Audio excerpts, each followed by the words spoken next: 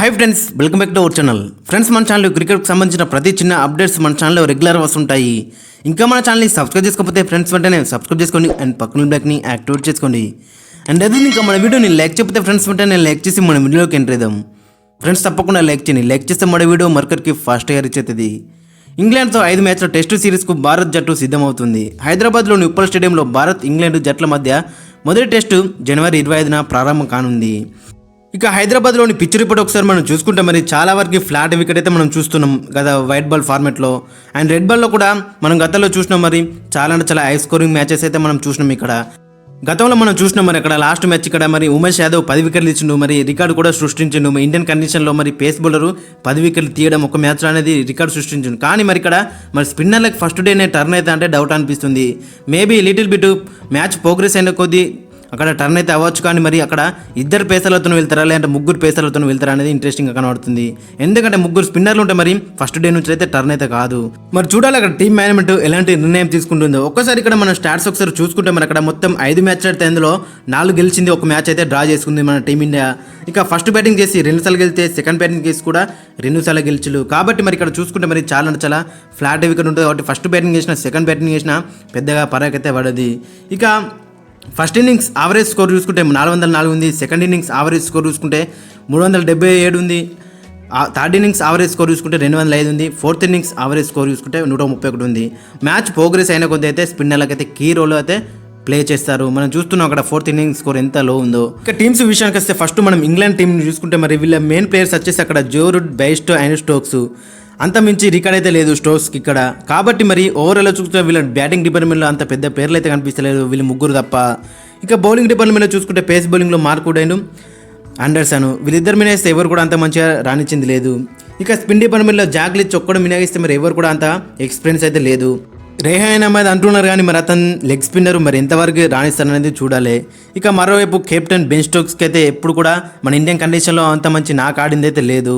ఇక Joe Root ఒక్కడే మరి కన్సిస్టెంట్గా మన ఇండియన్ కండిషన్స్లో మంచి ఆవరేజ్తో అయితే ఆడుతున్నాడు. మరి అతను ఒక్కడే కీ ప్లేయర్ మనకి మారబోతున్నారు. కాబట్టి మరి చూడాలి మరి అతన్ని ఏ విధంగా ఎదుర్కొంటారో. ఒకవేళ ఫ్లాట్ వికెట్ ఇచ్చి మరి ఫస్ట్ బ్యాటింగ్ చేస్తే మాత్రం చాలా డేంజరస్ ఉంటుంది మరి ఇంగ్లాండ్ అయితే. మరి చూడాలి మరి అక్కడ బాల్తో మరి ముందుకెళ్తారు అనేది చూడాలి. మరి అశ్రు జెడ్ అండ్ అక్షర్ పటేల్ వీళ్ళు ఏ విధంగా బాల్ అనేది ఉపయోగిస్తారనేది చూడాలి. మరి చూడాలి ఎందుకంటే చాలా ఇంట్రెస్టింగ్గా కనబడుతుంది వీళ్ళ బాల్ అటాక్ అనేది.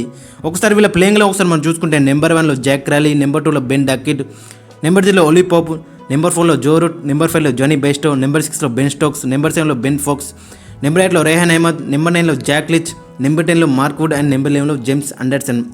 ఓవరాల్ కాంబినేషన్ మాత్రం సెట్ అయినా కానీ మరి వీళ్ళు చూడాలి మన ట్రయో పైన ఏ విధంగా మరి ముందుకెళ్తారనేది. ఇక మరోవైపు మన టీమిండియాని చూసుకుంటే మరి మన టీమిండియా అంత మంచిగా ఉన్నా కానీ అక్కడ బ్యాటింగ్లో మాత్రం చాలా మాకు ఇబ్బందులు ఉన్నాయి. ఎందుకంటే మరి సిన్స్ 2021 నుంచి మన వాళ్ళు స్పిన్నర్స్ పైన మంచిగా అయితే ఆడతలేరు. ఆవరేజ్ మాత్రం ఘోరంగా ఉంది. ఒకసారి చూసుకుంటా ఉన్నాం మనం ముఖ్యంగా అక్కడ లెఫ్ట్ ఆర్మ్ ఆర్థోడాక్స్ స్పిన్నర్స్ పైన మన వాళ్ళు ఘోరంగా విఫలం అవుతున్నారు.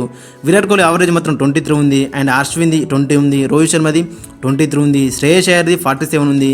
శుభ్మన్ గిల్ది 25 ఉంది. అక్షర్ పటేల్ది 61.33 ఉంది. కేఎల్ రాహుల్ది 15 ఉంది. రవీంద్ర జడేజా 105 ఉంది. మినహాయిస్తే ఎవ్వరు కూడా అంత మంచి రాణించింది అయితే లేదు. రవీంద్ర జడేజా అక్కడ చూసుకుంటే శ్రేయస్ అయ్యర్ అండ్ అక్షర్ పటేల్ది మినహాయిస్తే ఎవరు కూడా అంత మంచి ఆడింది అయితే లేదు. మరి 20 మ్యాచ్లు ఆడుతున్నారు కానీ మరి లెఫ్ట్ ఆర్మ్ ఆర్థోడాక్స్ పైన మరి చాలా ఇబ్బంది పడుతున్నారు మనోళ్ళు. మరి అక్కడ జాక్ లిచ్ ఉన్నారు. జాక్ లిచ్ రూపంలో మరి అక్కడ పెద్ద థ్రెట్ అయితే మనకు ఉంది. మరి మనోళ్ళు చూడాలి మరి స్పిన్ ట్రాక్ చేసుకుంటే మనకే బెడ్సి కొడుతుందని చెప్పుకోవచ్చు. మరి ఎటువంటి పిచ్ అయితే క్రియేట్ చేసుకుంటారో చూడాలి. మరి స్పిన్నర్స్ ఫస్ట్ డే నుంచి టర్న్ చేసుకునే వికెట్ అయితే మనోళ్ళకి అది బెడ్సి కొట్టే అవకాశం అయితే ఖచ్చితంగా కనిపిస్తుంది. ఎందుకంటే మనోళ్ళు ఈ మధ్యకాలంలో మరి స్పిన్నర్స్ పైన చాలా ఇబ్బందులు అయితే ఫేస్ చేస్తున్నారు. ఇక KS Bharat as a pure wicket keeper ఆడతాడు. ఆయన కేఎల్ రాహుల్ నెంబర్ 4లో విరాట్ కోహ్లీ ప్లేస్లో ఆడే అవకాశం ఉంది. ఇక అక్షర్ పటేల్ తీసుకుంటారు, కుల్దీప్ యాదవ్ తీసుకుంటారంటే మరి అక్కడ అక్షర్ పటేల్ వైపే మొగ్గు చూపే అవకాశం అయితే ఖచ్చితంగా కనిపిస్తుంది. ఎందుకంటే మరి గతంలో 2021లో మరి ఇంకా ఇదే ఇంగ్లాండ్ పైన మరి అక్షర్ పటేల్ ఎలాంటి పర్ఫామ్ చేసిన మనందరికీ తెలుసు. కాబట్టి మరి మరోసారి అక్షర్ పటేల్తోనే వెళ్తారు. ఒక్కసారి ఫైనల్గా ప్లేయింగ్ లెవెన్ చూసుకుంటే రోహిత్ శర్మ ఎస్ఎస్సి జైల్ ఓపెనింగ్ చేస్తే నెంబర్ 3లో శుభ్మన్ గిల్, నెంబర్ 4లో కేఎల్ రాహుల్, నెంబర్ 5లో శ్రేయస్ అయ్యర్, నెంబర్ 6లో KS Bharat as a pure wicket keeper, number 7లో రవీంద్ర జడేజా, నెంబర్ 8లో అశ్విన్, నెంబర్ 9లో అక్షర్ పటేల్, నెంబర్ 10లో జస్ప్రీత్ బుమ్రా అండ్ నెంబర్ 11లో మొహమ్మద్ సిరాజు. మనకి నెంబర్ 9 దాకా మంచి బ్యాటింగ్ అయితే ఉంది. మనకి ఎటువంటి డోగ లేదు. కానీ మరి ఆ స్పిన్నర్లతోనే కొంచెం ఇబ్బంది అయితే ఉంది. మరి ఫస్ట్ మ్యాచ్ హైదరాబాద్లో జరుగుతుంది కాబట్టి ఎటువంటి ఢోకా లేకుండా గెలిస్తే మాత్రం చాలా అంటే చాలా బెటర్గా ఉంటుంది. మరి హైదరాబాద్ ఇప్పుడే మరి అక్కడ రీకన్స్ట్రక్ట్ అండ్ రీబుల్డ్ చేసి మొత్తం స్టేడియం మొత్తం మంచి అందాలతో అయితే అక్కడ కనిపిస్తుంది. కాబట్టి మరి ఫస్ట్ మ్యాచ్ గెలిచి మరి అక్కడ విన్నింగ్ నీరుతో స్టార్ట్ చేస్తే మాత్రం చాలా అంటే చాలా బెటర్గా ఉంటుంది. ఫ్రెండ్స్ మరి మీ యొక్క ఒపీనియన్ కింద కామెంట్ సెక్షన్లో మెన్షన్ చేయండి. మరి ఫస్ట్ మ్యాచ్లో మీ యొక్క ప్లేయింగ్ 11 కూడా కింద కామెంట్ సెక్షన్లో మెన్షన్ చేయండి.